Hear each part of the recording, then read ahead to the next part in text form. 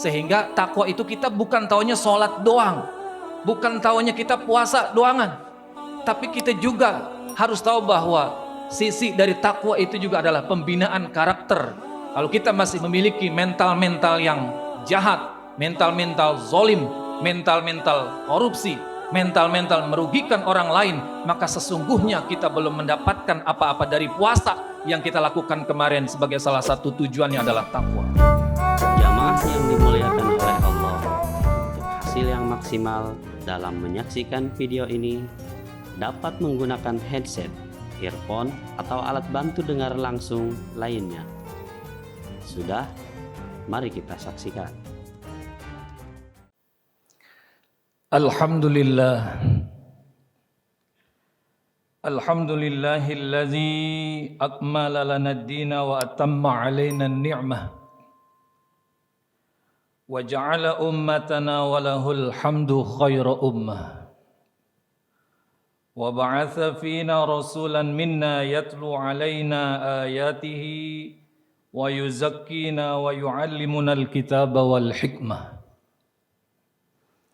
Asyhadu an la ilaha illallah wahdahu la syarikalah, syahadatan takunu liman i'tasama biha khaira ismah. Wa asyhadu anna sayyidana wa nabiyyana Muhammadan abduhu wa rasuluh arsalahu Allahu rahmatan wa khassahu bi jami'il kalim farubama jama'a ashtatal hikam wal ilmi fi kalimatin aw syatri kalimah. Sallallahu alaihi wa ala alihi wa ashabihi salatan takunu lana nuran min kulli zulmah wa sallama tasliman katsira. Amma ba'du fa ya ayyuhal hadirun usi nafsi wa iyyakum bi taqwallah. Ittaqullaha haqqa tuqatih wa la tamutunna illa wa antum muslimun. Qala Allah Ta'ala fil Qur'anil Karim, a'udzu billahi minasy syaithanir rajim. Wasari'u ila maghfiratin mir rabbikum wa jannatin 'arduha as-samawati wal ardu u'iddat lil muttaqin. الذين ينفقون في السراء والضراء والكاظمين الغيظ والعافين عن الناس والله يحب المحسنين. Sadaqallahu maulana al-azim. Ma'asyiral muslimin, jamaah salat Jumat rahimakumullah. Alhamdulillah, puji syukur kita panjatkan kehadirat Allah Subhanahu wa taala. Siang hari ini sama-sama kita bisa melangkahkan kaki kita ke masjid yang kita cintai ini dalam rangka melaksanakan kewajiban salat berjumat berjamaah. Mudah-mudahan seluruh rangkaian amal ibadah kita diterima oleh Allah Subhanahu wa taala. Salawat teriring salam juga senantiasa tercurahkan kepada junjungan kita baginda Nabi besar Muhammad sallallahu alaihi wa alihi wasallam. Mudah-mudahan kita semuanya di padang mahsyar nanti termasuk umatnya yang akan mendapatkan syafaatnya. Amin ya Allah ya rabbal alamin. Dari atas mimbar yang mulia ini, Al-Faqir berwasiat untuk pribadi dan umumnya untuk kita sekalian. Marilah sama-sama kita tingkatkan kualitas takwa kita di sisi Allah Subhanahu wa taala. Mudah-mudahan takwa yang kita persiapkan ini paling tidak cukup ketika nanti pada saatnya kita akan menghadap Allah Subhanahu wa taala. Ma'asyiral muslimin, jamaah salat Jumat rahimakumullah. Masih dalam rangkaian bulan Syawal, Al-Khatib masih akan mengajak untuk merefleksi bahwa kita sudah melaksanakan ibadah puasa dan kita juga sudah melaksanakan Idul Fitri. Puasa kita disuruh melakukannya, tujuannya adalah untuk mencapai derajat takwa. La'allakum tattaqun. Nah, disinilah evaluasi kita. Ketika kita sudah puasa, ketika kita sudah Idul Fitri, ini takwa ini bisa kita evaluasi enggak? Sudah ada belum di dalam diri kita? Nih, jangan-jangan ketika Idul Fitri itu sudah dilaksanakan, kemudian dia sorak, gembira, merayakan hari kemenangannya, jangan-jangan sebatas setelah melewati puasa saja. Padahal sebetulnya ada sesuatu yang inti, yaitu takwa yang betul-betul harus dimiliki. Dan itu yang harus menjadi evaluasi bagi kita. Rasulullah SAW cuma merasakan 2 kali Ramadan, 2 kali puasa. Tapi beliau sebagai manusia yang paripurna, mungkin kalau berdasarkan hitungan kita nggak perlu banyak juga mengalami Ramadan dan melaksanakan puasa. Kita nggak bisa dibandingkan oleh Rasulullah. Barangkali kita juga butuh banyak untuk ketemu dengan bulan suci Ramadan, melaksanakan ibadah puasa, melakukan pembinaan macam-macam pada bulan itu sehingga level takwa atau derajat takwa itu betul-betul kita raih. Tapi hadirin jamaah sekalian, kalau kita sudah terlalu lama juga melaksanakan ibadah puasa, nggak ada evaluasinya, ini juga akan jadi masalah. Orang yang sudah berumur 60 tahun, dari mulai dia 7 tahun sudah melaksanakan puasa, berarti sudah 53 tahun kurang lebih dia ketemu bulan suci Ramadan, dan semestinya kalau takwa itu sudah diraih, maka orang itu sudah mendapatkan atau mencapai level yang sangat ideal sekali. Karena itu maka kesempatan khutbah yang singkat ini, Al-Khatib ingin menyampaikan sedikit sebuah kajian kebahasaan dan kajian ilmu munasabat atau ilmu korelasi ayat, bahwa setelah takwa itu apa lagi? Karena memang ada runtutannya. Sekali lagi dalam ilmu tafsir itu ada yang namanya ilmu munasabat ayat. Ilmu munasabat itu pergantian dari satu surat ke surat yang lain, itu ada korelasinya. Pergantian dari satu ayat ke ayat berikutnya juga ada korelasinya. Jadi ayat itu dari awal sampai akhir nyambung semuanya. Dan ini jarang disampaikan oleh para mufassir kita karena memang tidak ada panduannya. Hadirin jamaah sekalian rahimakumullah. Sekali lagi bahwa takwa itu, puasa itu kita tujuan akhirnya adalah takwa. La'allakum tattaqun. Nah, sedikit disampaikan dari sisi kebahasaan. Kalau orang bahasa ketika menerjemahkan la'allakum tattaqun, analisanya begini. Bahwa la'alla itu dalam ilmu bahasa merupakan huruf littaraji, huruf untuk pengandaian, menginginkan sesuatu, mengandaikan sesuatu. Misalnya kita berkata kepada seseorang, la'allaka takunu najihan, atau la'allaka tanjah, mudah-mudahan kamu sukses. Ini ucapan dari orang ke orang. Tapi ini adalah ayat Allah. Gak mungkin makna la'alla itu artinya mudah-mudahan. Karena masa iya Allah Subhanahu wa taala menyampaikan ayat ini seperti ragu. Mudah-mudahan kamu menjadi orang yang bertakwa. Maka kalau la'alla itu diucapkan oleh seseorang, fungsinya adalah littaraji. Kalau la'alla itu disampaikan oleh Allah, maka fungsinya adalah littahqiq, untuk menegaskan kepastian. Jadi ketika kita orang-orang yang beriman disuruh melaksanakan ibadah puasa, pasti kamu akan mencapai derajat takwa itu. Nah, inilah evaluasi kita. Kita udah sampai di situ belum? Hadirin jamaah sekalian rahimakumullah. Takwa itu kalau dalam ilmu fikih selalu disampaikan imtitsalu awamirillah wajtinabun nawahi. Jadi melaksanakan segala perintah-perintah Allah dan meninggalkan seluruh larangan-larangan Allah. Ini kalau definisi takwa seperti ini, Pak, sulit kita menjumpai orang-orang yang betul ideal dalam melaksanakan takwa. Siapa coba yang sanggup melaksanakan seluruh perintah Allah? Baik itu yang wajib, yang sunnah dan seterusnya. Termasuk juga yang meninggalkan larangannya. Siapa yang sanggup sepenuhnya meninggalkan larangan-larangan itu? Sulit, bahkan mustahil kita mencapai orang-orang yang sampai derajat seperti itu. Kadang dia suka melaksanakan ibadah yang mahdoh, sholatnya dia rajin. Perintah baca Quran dia rajin, belajar dia rajin. Lempengan disuruh melaksanakan ibadah yang terkait dengan uang misalnya, pelit banget. Ada orang yang melaksanakan perintah Allah, berinfak, berzakat, rajin dalam sisi keuangannya. Tapi kalau disuruh sholat malas. Jadi sulit kita mencapai definisi takwa yang seperti ini untuk orang-orang zaman sekarang. Karena itu maka pengertian takwa itu berasal dari kata waqayaki wiqayah. Wiqayah itu adalah tindakan preventif. Jadi orang-orang yang memiliki derajat takwa itu memiliki sifat preventif. Kalau misalnya dia keluar malam-malam dia keluar kemudian takut misalnya terpeleset atau ketemu apa misalnya karena tidak punya penerangan, maka orang yang bertakwa dia membawa senter.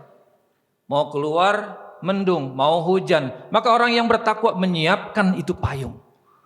Maka ketika seseorang yang bertakwa itu dia betul-betul mempersiapkan dirinya. Tapi korelasinya juga ada dengan takwa menurut ilmu fikih, bahwa melaksanakan perintah Allah dan menjauhi larangannya, bahwa tindakan preventif itu diorientasikan untuk melaksanakan perintah Allah sebisa yang ia lakukan. Hadirin jamaah sekalian rahimakumullah. Jadi takwa itu ini tidak hanya mengajarkan kepada kita tentang bagaimana kita aktif dalam ibadah-ibadah mahdoh saja. Kita sholat ya betul, itu melaksanakan takwa. Kita puasa, kita melakukan ibadah yang lain yang mahdoh, itu betul takwa. Tapi takwa itu juga mencakup tentang pembinaan karakter kita.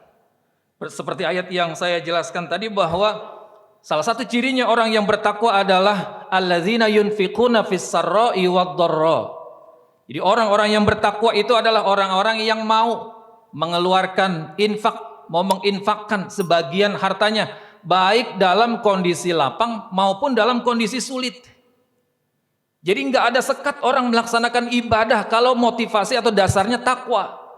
Dia mau untuk melaksanakan infak, mau untuk bersedekah, nggak nungguin dia kaya dulu. Tapi dalam kondisi susah pun dia mau untuk melakukan itu. Kemudian selanjutnya ini yang terkait dengan pembinaan karakter. Wal kaziminal ghaiz wal afina 'anin nas. Orang yang sanggup menahan emosinya, menahan marahnya. Orang yang mampu memaafkan seseorang. Membuang sejauh-jauhnya itu perasaan dendam. Nah, kalau kita puasa masih punya sifat-sifat dendam, masih memiliki sifat atau emosi yang tidak terkendali, maka sesungguhnya kita belum mencapai derajat itu. Hadirin jamaah sekalian rahimakumullah, karena itu maka pelaksanaan takwa ini betul-betul kita pahami, karena ini ayat-ayat tentang takwa, penjelasan-penjelasan tentang takwa itu betul-betul banyak sekali di dalam Al-Quran yang betul-betul juga harus kita ketahui, sehingga takwa itu kita bukan taunya sholat doang, bukan taunya kita puasa doangan, tapi kita juga harus tahu bahwa sisi dari takwa itu juga adalah pembinaan karakter. Kalau kita masih memiliki mental-mental yang jahat, mental-mental zolim, mental-mental korupsi, mental-mental merugikan orang lain, maka sesungguhnya kita belum mendapatkan apa-apa dari puasa yang kita lakukan kemarin. Sebagai salah satu tujuannya adalah takwa. Karena itu maka MH Ainun Najib dia pernah berkata, kita ini kebanyakan fokus kepada bungkus, bukan kepada isi. Orang sholat itu mencari bungkus, Pak. Orang puasa itu mencari bungkus, tapi isinya nggak didapat. Apa maksudnya? Bahwa ketika kita lagi sholat misalnya, iya kita lagi sholat itu, kita nggak mencuri. Lagi sholat, kita nggak korupsi. Lagi sholat, kita nggak ghibah. Lagi sholat, kita nggak merugikan orang lain. Tapi justru pertanyaannya adalah setelah itu, setelah di luar sholat. Makanya di luar sholat itu sebetulnya adalah isinya. Nah, kita udah sampai kepada isi atau belum? Kalau kita masih berkutak-kutak kepada puasanya, sholatnya dan seterusnya, tapi kita enggak memperhatikan setelah kita sholat dan puasa, sesungguhnya kita masih bungkus. Hadirin jamaah sekalian rahimakumullah. Nah, inilah evaluasi besar bagi kita bahwa takwa itu harus kita upayakan. Takwa itu harus, sekali lagi harus diupayakan, dan kita harus berada pada level minimal ini. Kenapa? Karena lanjutan ayat surat Al-Baqarah 183 la'allakum tattaqun. 185 hadirin jamaah sekalian, ini ilmu munasabah seperti yang disampaikan, ujungnya adalah la'allakum tashkurun. Agar kita menjadi orang-orang yang bersyukur. Ternyata syukur itu derajatnya lebih tinggi daripada bertakwa. Dalam penggalan ayat juga Allah pernah berfirman, fattaqullaha la'allakum tashkurun. Bertakwalah kalian supaya kalian menjadi orang-orang yang bersyukur. Nah, syukur itu apa? Syukur itu adalah sarful abdi jami'a ma an'amallahu ilaihi ila ma khuliqa li ajlih. Jadi orang yang bersyukur itu adalah orang yang mendayagunakan semua yang Allah anugerahkan kepadanya itu sesuai dengan tujuan nikmat yang diberikan itu. Kita dikasih mata misalnya, kita gunakan untuk melihat yang baik. Dikasih kaki, digunakan untuk berjalan menuju kepada kebaikan. Dikasih ilmu, bukan untuk bikin bom, bukan untuk bikin sesuatu untuk menghancurkan orang. Seperti Israiliyun itu laknatullah alaihim, yang menggunakan kekuatan militer dengan ilmunya itu sehingga membantai saudara-saudara kita di Palestina dan seterusnya. Bukan seperti itu orang-orang yang bersyukur. Tapi orang yang bersyukur adalah orang yang mendayagunakan, sekali lagi, apa yang dia punya untuk memberikan kemaslahatan buat lingkungannya. Maka ceritanya ada seseorang yang terdampar di sebuah laut. Yang dia punya adalah cuma pakaian yang menempel di badannya itu. Kemudian dia bergaul dengan masyarakat yang dia belum pernah ketemu sama sekali. Gak punya saudara, gak punya apapun, dia berada di pulau itu. Yang dia punya adalah ilmu tentang membuat sebuah kapal. Akhirnya dia melakukan sebuah muamalah yang baik dengan masyarakat di situ. Banyak orang yang tidak memiliki keahlian membuat kapal di situ, kemudian diajarkan orang membuat kapal. Sehingga ilmunya yang ada ketika itu berdaya guna, bermanfaat buat orang-orang yang ada di situ. Dia membuat kapal juga dan dia bisa melanjutkan perjalanannya kembali. Ini adalah ciri orang-orang yang bersyukur. Jadi mendaya gunakan apa yang kita punya sehingga bisa bermanfaat. Orang punya ilmu nggak dimanfaatin, nggak bersyukur. Orang punya uang banyak disimpan aja nggak dipakai, nggak bersyukur berarti. Orang dikasih hidup oleh Allah Subhanahu Wa Taala, umurnya itu bukan digunakan untuk ibadah, maksiat melulu, nggak bersyukur. Jadi level ini harus dituju setelah kita mencapai derajat takwa. Dan Allah menyatakan bahwa sedikit orang-orang yang sanggup untuk bersyukur itu. Wa qalilun min ibadiyas syakur. Sedikit orang-orang yang bersyukur. Ternyata orang banyak diuji dengan musibah, dengan kemiskinan. Banyak yang sanggup bersabar. Tapi diuji dengan uang, banyak yang tidak bersyukur. Sekali lagi, wa qalilun min ibadiyas syakur. Sedikit orang-orang yang mau bersyukur itu. Jadi level orang-orang yang berpuasa setelah takwa itu harus meningkatkan menjadi orang-orang yang bersyukur. Nah, kemudian setelah bersyukur itu hadirin jamaah sekalian, ada lagi level yang lebih tinggi. Surat Al-Baqarah lanjutannya ayat 186, ujungnya adalah la'allahum yarsyudun, supaya kita memiliki sifat rusyd, supaya kita menjadi orang-orang yang rasyid. Apa itu orang-orang yang rasyid? Orang yang rasyid adalah orang-orang yang on the right way. Dia sudah berada pada jalan kebenaran itu. Ciri orang-orang yang sudah memiliki sifat rasyid ini, sifat terus ini adalah smart dan wise. Dia cerdas, dia bijaksana. Ucapannya itu selalu menenangkan dan menjadi solusi. Perbuatannya itu meneladankan. Bercandanya pun menjadi hikmah buat orang-orang yang ada di sekelilingnya. Dan orang-orang yang berada pada decision maker ini semestinya sudah mencapai derajat ini. Kenapa? Ketika membuat sebuah kebijakan, membuat sebuah policy, maka dia sudah mendasarinya dengan ilmu dan pengalamannya yang luas. Maka kalau kita bertanya bahwa orang-orang yang sudah berada pada derajat terus ini, nggak usah ditanya lagi tentang sholatnya, nggak usah ditanya lagi tentang karakternya. Insya Allah orang yang sudah berada di level ini semuanya sudah dia miliki dengan baik, insya Allah. Dan Allah menginginkan kita untuk mencapai derajat itu.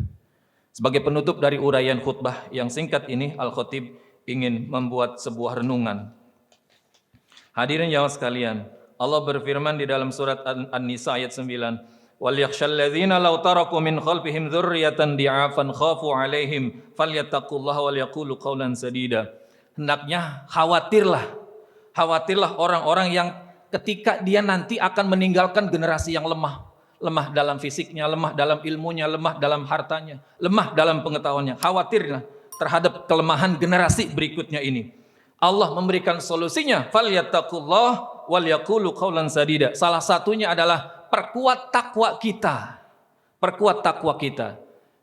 Masih ingat sejarahnya Nabi Khidir ketika bertemu dengan Nabi Musa. Nabi Musa ingin belajar kepadanya pada saat dia berada di sebuah gedung yang sudah mau runtuh kemudian dibangun oleh Nabi Khidir dan ditentang oleh Nabi Musa. Buat apa itu bangunan sudah mau rubuh tapi kok dibangun? Akhirnya perpisahan itu terjadi dan Nabi Khidir menjelaskan, wa ammal jidaru fakana li ghulamaini yatimain fil Madinah wa kana tahtahu kanzun lahuma wa kana abuhuma salihah. Hadirin jamaah sekalian, kenapa sekali lagi Nabi Khidir melakukan itu? Karena di bangunan itu terdapat kanzun. Ya, ada yang mengartikan harta karun, ada yang mengartikan kumpulan ilmu di situ. Jadi ada harta karun lah kita sebut begitu di tempat itu yang Allah ingin selamatkan karena memang dimiliki oleh anak yatim itu. Dan ternyata hadirin jamaah sekalian, ini disimpan oleh Allah Subhanahu wa taala itu untuk diberikan kepada anak yatim yang berhak memiliki itu telah diwariskan kepada bapaknya yang sudah 7 ke atas. Jadi 7 turunan yang ke atas itu. Coba bayangkan, kalau masih bapaknya yang baru kemarin, bahasanya belum lama itu dikubur harta simpanannya itu, bapaknya baru meninggal misalnya 10, 20, 30 tahun, itu disebutnya belum lama. Tapi kalau bapaknya sudah sampai 7 ke atas itu maka luar biasa. Dan kata kunci pada ayat ini adalah wa kana abuhuma sholiha, bapaknya soleh. Coba, makanya ini perhatian bagi kita semuanya bahwa ketika kita ingin menjadikan generasi kita ini generasi yang diridhoi oleh Allah Subhanahu wa taala, maka kuatkanlah kesolehan dan ketakwaan kita di sisi Allah Subhanahu wa taala sehingga nanti insya Allah akan menurun kepada anak kita, cucu kita, cicit, terus bahkan sampai ke bawah kita, karena Allah menjanjikan ini dan ini terbukti pada ayat yang disampaikan oleh Allah ini dalam surat Al-Kahfi itu. Mudah-mudahan akan menjadi penyegaran bagi kita. Kita diberikan kekuatan iman untuk selalu meningkatkan takwa kita bahkan sampai menuju derajat rusyd itu. A'udzubillahi minasyaitonirrajim. Bismillahirrahmanirrahim. Ya ayyuhalladzina amanu taqullaha wal tanzur nafsum ma qaddamat lighad wattaqullaha innallaha khabirum bima ta'malun. Barakallahu li wa lakum fil Qur'anil azim wa nafa'ani wa iyyakum bima fihi minal ayati wa dzikril hakim wa taqabbalallahu minni wa minkum tilawatahu innahu samiul alim. Aqulu qawli hadza wa astaghfirullahal azim li wa lakum wa li sairil muslimin wal muslimat fastaghfiruhu innahu huwal ghafurur rahim.